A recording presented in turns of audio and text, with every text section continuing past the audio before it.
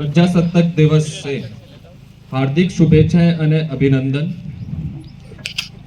તમે બધા લોકો જોતા હશો કે એક શાનદાર કાર્યક્રમનું આયોજન થઈ રહ્યો છે। એક સાહેબ પણ આવ્યા છે, તો હું મારું ઇન્ટ્રોડક્શન તમે બધાને આપી દઉં। મારું નામ જયંતસિંહ રાઠોડ છે। હું 2021 બેચનો આઈએએસ અધિકારી છું અને હાલમાં પ્રયોજના અધિકારી તરીકે તાપી જિલ્લામાં આપની ફરજ બજાવી રહ્યો છું। મારો મૂળ વતન બીકાનેર રાજસ્થાન છે અને મારો જો કેડર એલોકેશન થયો છે वो गुजरात થયો છે, તો મારી જો કર્મભૂમિ છે આ ગુજરાત છે અને ગુજરાતી પણ હવે શીખી રહ્યો છું। તો આપ સૌ લોકોને આજના આ દિવસે હાર્દિક શુભેચ્છાएं પાઠવું છું।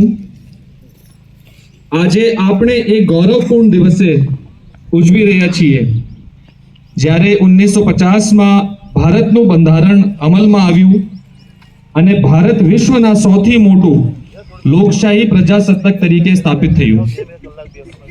આપણું બંધારણ માત્ર કાયદાનું પુસ્તક નથી, પરંતુ તે ન્યાય, સ્વતંત્રતા, સમતા અને ભાઈચારાની જીવિત મૂર્તિ છે।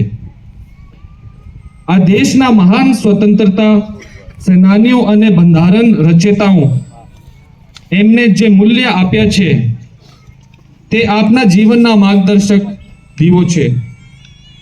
તેમના બલિદાનને સ્મરણ કરીને આજે આપણે સૌએ નવો સંકલ્પ સાથે આગળ વધવાનું છે। મિત્રો, છેલ્લા વર્ષોમાં ભારતે અસાધારણ પ્રગતિ કરી છે। ગરીબી, અશિક્ષણ અને અસમાનતાની પડકારોમાંથી બહાર આવીને આજે ભારત વિશ્વની ઝડપી વિકાસ કરતી મહાન અર્થવ્યવસ્થા બની છે। Digital India, make in India, startup ક્રાંતિ, અંતરિક્ષ ક્ષેત્રમાં સિદ્ધિઓ, આ બધું આપણા સામૂહિક પરિશ્રમ અને આત્મવિશ્વાસનું પરિણામ છે। ગુજરાતે હંમેશા વિકાસ, ઉદ્યોગ, કૃષિ, શિક્ષણ અને સારા શાસનમાં આગવી ઓળખ બનાવી છે। આપના રાજ્યની પ્રગતિના પાછળ ખેડૂત, શ્રમિક, ઉદ્યોગપતિ, મહિલા શક્તિ અને યુવાનો અવિરત મહેનત રહેલી છે। મારા પ્રિય યુવાનો,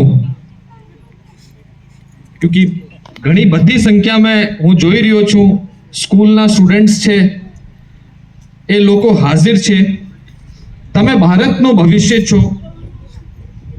તમારામાં સપનાઓનો જોવાની હિંમત, મહેનત કરવાની તાકાત અને દેશ માટે કંઈક કરવાની તડપ હોવું જોઈએ।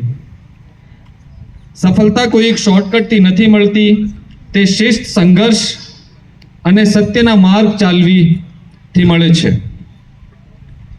મહિલાઓ અને દીકરીઓ, હું ખાસ કહેવામાં માંગુ છું, તમારી શક્તિ અપરિમિત છે। શિક્ષણ, આત્મનિર્ભરતા અને આત્મવિશ્વાસ દ્વારા તમે સમાજ અને દેશનું નેતૃત્વ કરી શકો છો।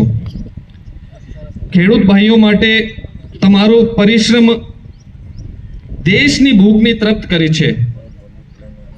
તમારી મહેનતને નમન।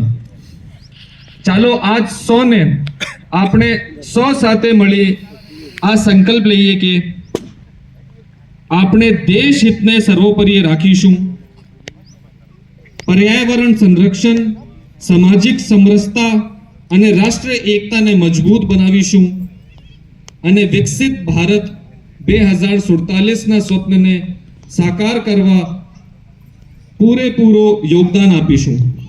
અંતમાં ફરી એકવાર આપ સૌને પ્રજાસત્તાક દિવસની હાર્દિક શુભેચ્છાઓ પાઠવું છું। જય હિન્દ, વંદે ભારત, જય હિન્દ, વંદે માતરમ, ભારત માતા કી જય, જય જય ગરવી ગુજરાત।